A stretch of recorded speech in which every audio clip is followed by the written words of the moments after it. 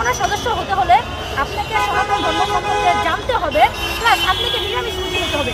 কোনো জীব হত্যা করা যাবে না, কারণ যেই জায়গায় জীব হত্যা করাই মহাপাপ, সেটা কিভাবে একটা সন্ত্রাস বা জঙ্গি এইসব ট্যাগ লাগিয়ে মানুষ আলোচনা করে। ইসকনের মাধ্যমে সনাতনীদের দবিয়ে রাখার এবং আন্দোলনে একটা দাঙ্গা লাগানোর সৃষ্টি করছে। আমি এটাই বলবো, কিচ্ছু হবে না, তারা বুক ফুলায় বলতে পারবে যা হয়েছে ঠিক হয়েছে, তোদের সাথে এমন হওয়া উচিত।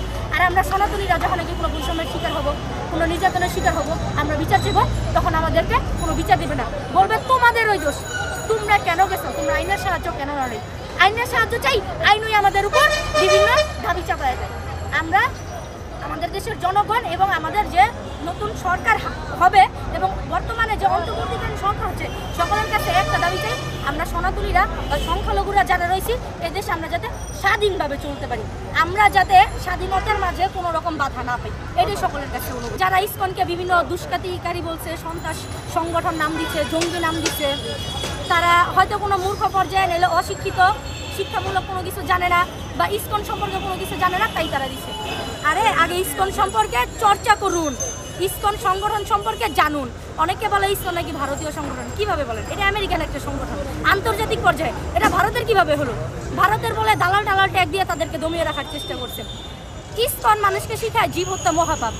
যে সংগঠনটা শিখায় একটা মানুষকে যে জীব হত্যা করবে না, সবাইকে শ্রদ্ধা দিবে, সম্মান দিবে, সেই সংগঠনকে কিভাবে আপনি একটা জঙ্গি সংগঠন দেন?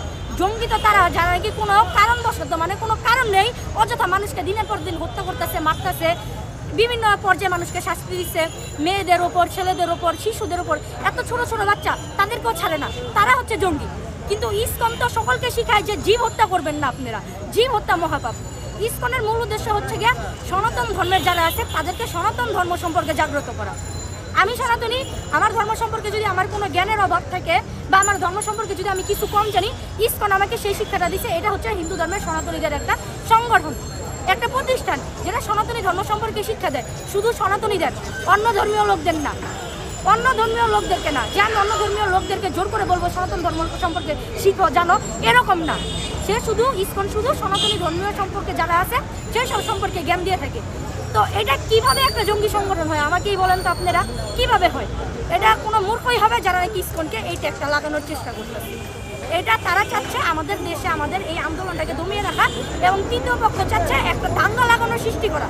তাই তারা ইসকনের মাধ্যমে সনাতনীদের দবিয়ে রাখার এবং আন্দোলনে একটা দাঙ্গা লাগানোর সৃষ্টি করছে। আমি এটাই বলবো, সনাতনীদেরকে জাগ্রত করা হয় সনাতনী ধর্ম বিষয়ে, অন্য কোনো বিষয় না। শুধু সনাতনীদের সনাতনী ধর্ম বিষয়ে জাগ্রত করা হয়।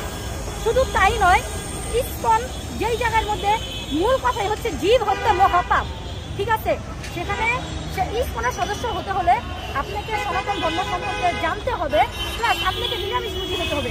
কোনো জীব হত্যা করা যাবে না, কারণ যেই জায়গায় জীব হত্যা করাই মহাপাপ, সেটা কিভাবে একটা সন্ত্রাস বা জঙ্গি এইসব ট্যাগ লাগিয়ে মানুষ আলোচনা করে।